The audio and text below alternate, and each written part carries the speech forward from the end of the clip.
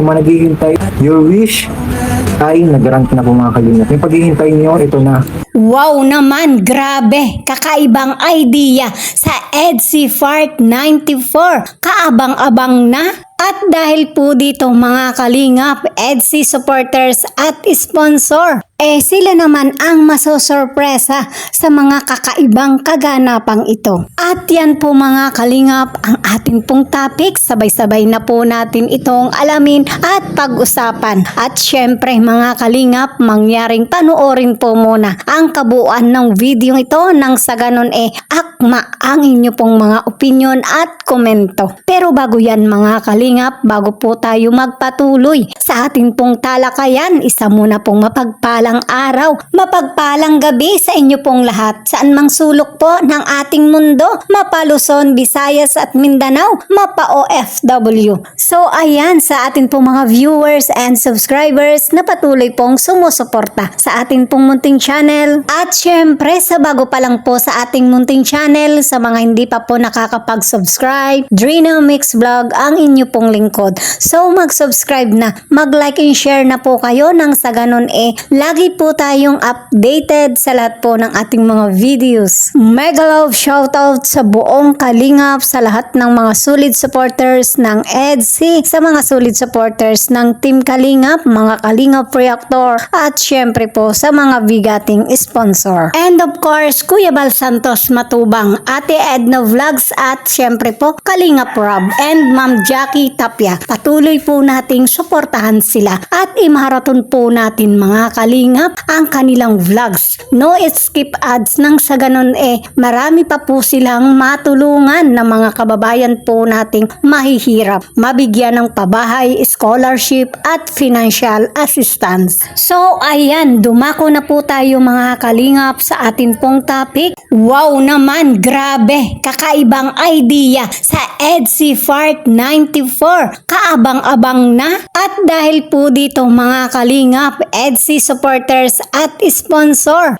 sila naman ang masosorpresa sa mga kakaibang kaganapang ito. So good news nga po para sa mga nag-aabang. This week nga po aarangkada na ang ating pong pinakahihintay na episode ng EDSI. So ayan mga kalingap, dahil nga po sa kaabang-abang na sa tagal ng ating pong paghihintay. At dahil nga po sa ating kaalaman, sa dami nga po ng mga kaganapan, talaga naman pong nai-excite na po tayo at talagang abang na ang ating puso at damdamin sa Part 94 ng EDSI. At miss na po talaga ng mga solid EDSI po natin diyan. Wow, grabe, diba? Milyon viewers, supporters at sponsor ng EDSI. At dahil nga po sa kakaibang kaganapan, mga kakaibang idea, sila naman daw po ang masosorpresa ng EDSI. At malay nga po natin mga kalingap, mamaya na o bukas o sa makalawa na ang atin pong pinakahihintay na episode. So abang-abang lang po tayo mga kalingap, at habang tayo po ay nag-aabang, patuloy po tayong mag-marathon. I-marathon po natin ang lahat ng mga vlogs ng Kalingap, Kalingap Rob and Kuya Bal Santos Matubang. So ayan, bilang updates po natin sa mga kaganapang ito, panoorin po natin ang mga pahayag mula po sa vlogs ni Kalingap JJ. Dahil po, nga, hinihintay niyo po na matagal yung i-vlog. Sobrang tagal na po kasi nga po marami ding time na hindi pa po pwede po siyang i-vlog due to some reason. So, napaka-valid naman po ng reason. So may pasok, nag-aaral, college na, and marami pong group works, school works na kailangan niya pong kailangan niyang i-accomplish. Kasi nga po, hindi na po biro ang college, yun yung pinaka full extent na ibigay mo na talaga yung pinaka-best mo in terms of education or studies.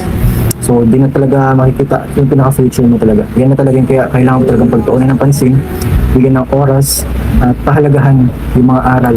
At yan na po. Yun kasi yung magiging trabaho mo in the near future. Depende na lang po kung magsisettle na sila agad bago mag-graduate. Pero joke lang. Joke lang kami. Pero malay niyo po, di ba? Pero yun po ngayon po, ang part 94 mga kalingap. So hindi ako nakapunta po doon sa vlog ko ngayon, pero nalaman ko po. Radar po yung radar ko, kala po ako ng ideya ng na information po na nag-vlog po ang EDSI. Alam niyo po kung kanino? Kay Ate Giselle. Kasi pagpunta po namin doon mga kalingap, busy siya, walang tao. Sabi ko, parang nag-vlog. Sabi ko, paano family vlog to? Kasi lahat wala si Baby Jax, si Abay. Pero hindi ko po sure sa ilang sabi. Yun po ang sabi wala din po yung mga cameraman, sila Ryan, mga nandun na mga tao, wala po, mga kalingap. So, ibig sabihin, ako po, kutob ko, natuloy na, part 94. So, yun po sa mga naghihintay, ito na po, guys. Your wish ay nag-rank na po mga kalingap. Yung paghihintay nyo, ito na, di ba? Great things happens to those who patiently wait, guys. So, sa mga gragang paghihintay, ito na po ang inaabangan ng mga kalingap. Nakakatuwa kasi yung EDSI na supporters, talagang sila, talagang tutok lang talaga sila sa pinaka-goal lang talaga. Yung pinapansin ko sa kanya, yung pinapansin ko, kaya po dapat sa mga supporters po ng EDSI, sa mga nagmamahal sa EDSI, dapat po behave lang, dapat tuloy-tuloy lang yung pagmamarathon, yung pinaka-goal, tuloy-tuloy po, less toxic, lalo sa mga issue po ngayon. Alam po sobrang dami ng issue, alam ko pong hindi pinawala yung mga issue na yan. Regular yan, common yan, pero maiwasan po natin yun kapag iniiwasan po natin yun. So, kapag sa Facebook, kapag may nagbabasa po kayo, napapanood na reels, or ano po, mga something na ikakabash po nila, huwag na po yung basahin, huwag na po panoorin. Especially kung nasa edad po kayo na 60s pataas. So, syempre, meron na po yung mga maintenance at iba pa. So, syempre, kakabahan sila. Pasag ang dibdib, etc. May stress, hanggang sa lumala yung sakit nila. Yun po yung ano po natin, iiwasan po natin na maapektuhan po yung mga viewers na may edad na. So, din naman po sa mga nagpapalaganap ng mga issues, ano po, konsiderasyon mga kalinga sa kanila. Na kapag po nakita nyo na po sila, hide nyo na, i-report nyo para hindi na po makapag-spread ng negativities inside kalinga. Kasi po yun nga po yung nangyayari dito po. Pero alam ko po may tiwala po ako sa inyo po. Kaya nga po, napili pong pagpatuloy ang EDSI Infant Day kasi nga po, kaya po ay behave lang, less toxicity. Kaya po, huwag masyadong expose, huwag masyadong nakikita social media.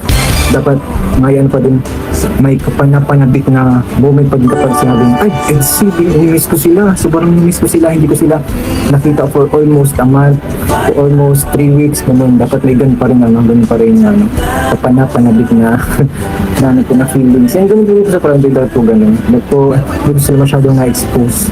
Yan. Para po yung content creator, hindi ko nawawala ng gano'n para po sila, gawan po ng content or vlog para po sa inyo po. Para din lang po yung sa inyo mga kalingap. Hindi na lang po yung para sa amin, kundi para po yung sa inyo mga kalingap. Siyempre domino effects dito eh.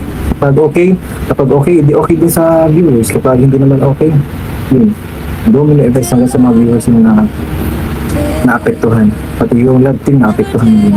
Yung tandem naapektuhan. Kaya yun po, dapat po maintain po natin yung pagiging behave lang. Yung talagang, yun naman yung pinaka-essence talaga eh. Behave, less toxic. Okay lang may basher, okay lang may mga issue. Bearable po yan.